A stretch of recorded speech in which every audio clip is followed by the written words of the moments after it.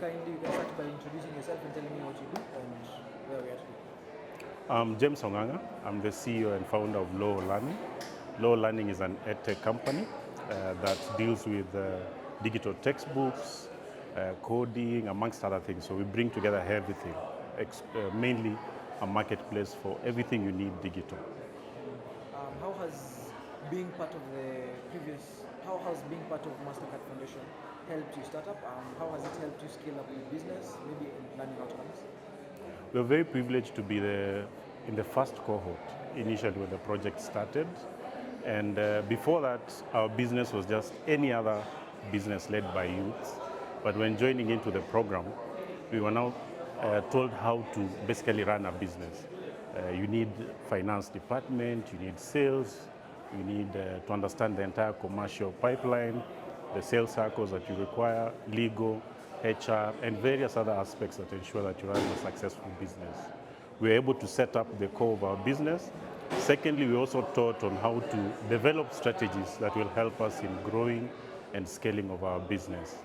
That was very successful. We closed our first,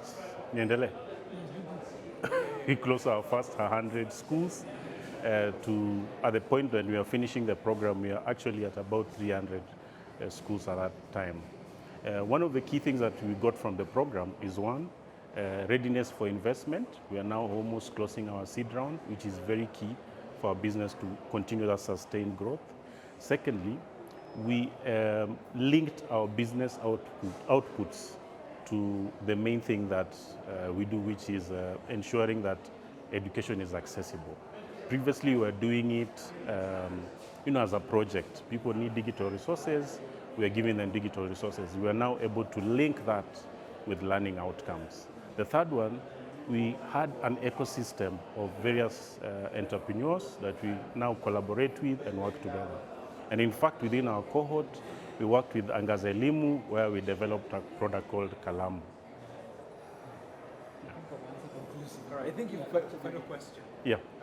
How has, you say the environment here helps you with so many things, and you have had the side of the government and they came in and helped you advise. Could you explain that, how Mastercard helps you streamline yourselves with the legislation that is available in the country?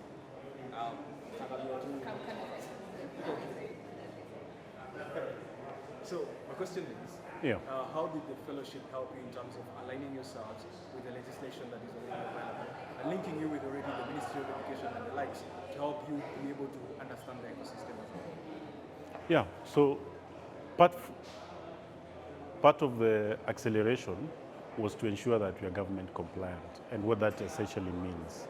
From our position with regards to government policy, the priorities of the government, aligning us with the priorities of the regulator, KICD, and also introducing us to the right doors.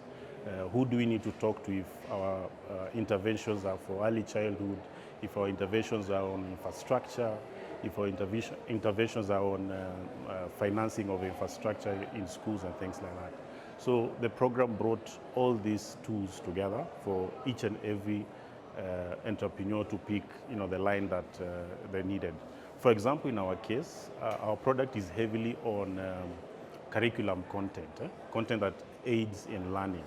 So early on within our program, we were guided through what the government looks at when approving pieces of content, which was very, very important. You would find that most EdTech would spend a lot of money getting that content approved, but after going through the program, we reduce the amount of interactions we have per content that is approved. So those are some of the ways that the government has really supported us. The other one is each and every year we have the EdTech Festival, where we also interact with government officials, amongst other stakeholders. So that also kept us close to policy and the policy directions by the government. I heard the ICT director here say that the government has its doors open.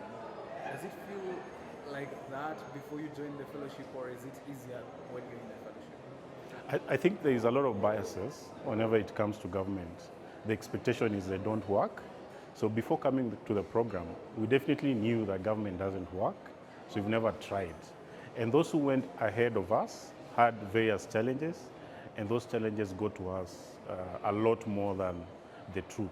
So by going through the program and engaging with the government at different levels, we go to understand how they operate and what are the expectations from them, from us, and we also explain our expectations towards them, and that really helps sort of help in that relationship. Yeah. For any startup that is seeking to get into this space, what would be the advice? Where do you start? Even before you get to the Mastercard Foundation Fellowship, where do you start? So I think the biggest takeaway that we'll get from the program, and the advice I would give future cohorts, is that it's very difficult to get people who believe in your dream. And in Africa, it's very difficult to access angel investment, grant investment. So the program will give you that faith in your idea and fund it and ensure that you do it the way you do it, and provide tools along the way to help you meet those goals, provide you with the right expertise in terms of advice to get you where you need to get to, and also open doors to an ecosystem where you can see your peers and learn from your peers, collaborate with your peers. I think that is the biggest takeaway from the program. Thank you so much. You answered my questions conclusively. The first time